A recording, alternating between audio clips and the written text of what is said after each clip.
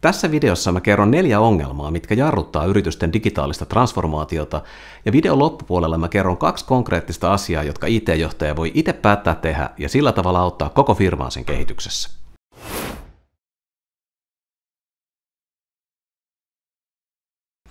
Mun nimi on Niklas Wallenius ja mä autan IT-johtajia, jotka haluaa rakentaa liiketoimintalähtöistä IT:tä tekemään oikeita asioita oikeassa järjestyksessä. Jos nämä asiat kiinnostaa, niin kannattaa tilata kanava.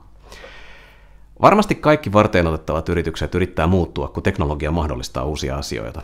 Koska jos siinä muutoksessa onnistuu kilpailijoita paremmin, niin voi voittaa markkinoita. Ja toisaalta, että jos siinä onnistuu huonommin kuin muut, niin voi käydä köpelösti ja tämän takia kaikki tätä digitaalista transformaatiota yrittää. Mutta tosiasiassa nämä muutosprojektit on tuottanut isoja pettymyksiä. Boston Consulting Group julkaisi lokakuussa 2020 tutkimuksen, jonka mukaan 70% digitaalisen transformaation projekteista epäonnistuu jollain tavalla. Ja vaan siis 30% pystyy tuottamaan sellaisia tuloksia, että voidaan sanoa, että se projekti onnistuu. Mä laitan linkin tuohon artikkeliin, joka käsittelee tätä muutosta tämän videon kuvaukseen. Tässä tutkimuksessa esitettiin 6 asiaa, jota pitää huomioida, että nämä muutosprojektit sais onnistumaan, ja yksi näistä tekijöistä oli bisnesvetoinen modulaarinen teknologia- ja data-alusta.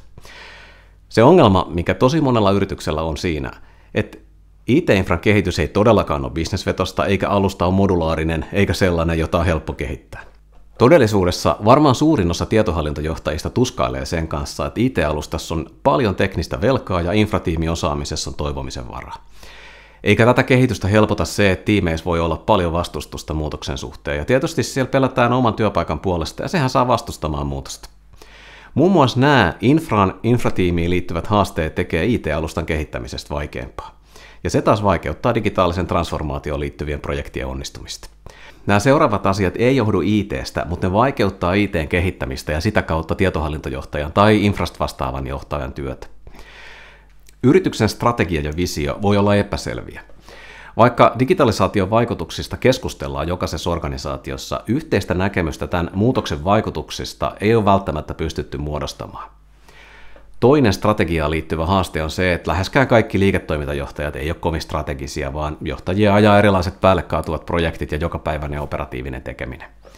Jos on osa tämmöistä organisaatiota, niin voi olla tosi vaikea määrittää, että mihin suuntaan IT:tä tai IT-infraa pitäisi kehittää. Toinen haaste, joka vaikeuttaa digitaalisen transformaation onnistumista, on siilot. Digitalisaatiossahan ei ole kyse pelkästään teknologiasta, vaan sen hyödyntämisestä eri toiminnoissa. Transformaatiossahan on kyse paljolti muutosjohtamisesta, jonka pitäisi mennä yli kaikkien organisaation sisäisten rajojen. Ja nyt jos tämä oma organisaatio on kovin siiloutunut, isoa muutosta voi olla vaikea saada aikaan. Puutteet governanceissa. 3. haaste on governance, tai siis sen puute. Mitä tämä tarkoittaa? Oletko koskaan saanut tehtäväksi projektia, ja sen jälkeen kukaan ei ole enää kysynyt sen perään? Miten sille projektille kävi? Yleensähän ne projektit jää kesken, koska sitten tuli uusi projekti ja vanha unohtui. Ja moni organisaatio on just tämmöinen.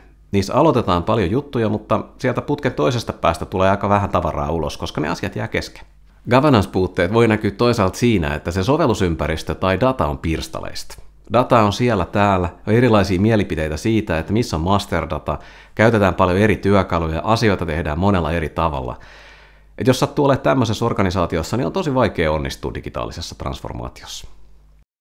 Rajallinen kehitysbudjetti ja resurssit. Varmasti melkein kaikki organisaatiot painii tämän saman asian kanssa. Rahaa on aika rajallisesti käytössä ja resursseja vielä rajallisemmin. Asioita on vaikea saada eteenpäin, koska ei ole budjettia, tai vaikka olisi, niin ei vaan ehditä tekemään tai edes ohjaamaan ulkoisia resursseja.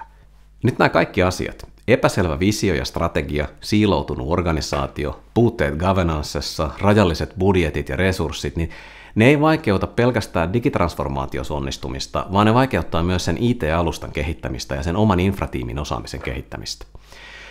Jos tällaisessa ympäristössä toimiva tietohallintojohtaja tai päällikkö ei ala toimimaan määrätietoisesti ja tekemään asioita toisella tavalla kuin aikaisemmin, on aika pieni todennäköisyys siinä, että IT:stä tai IT-infrasta saataisiin tehtyä digitransformaatiota mahdollistavaa tai jopa vauhdittavaa konetta.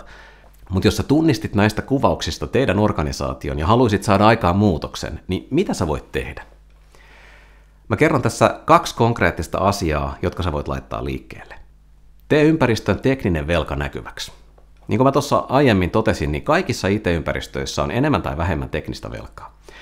Muu organisaatio todennäköisesti tietää, että sitä on, mutta ne ajattelee, että se on IT:n asia kehittää sitä. Muualla organisaatiossa ei todennäköisesti ymmärretä, että se on yhtä lailla bisneksen asia päästä eroon siitä teknisestä velasta, koska se vaikeuttaa liiketoiminnan kehittämistä.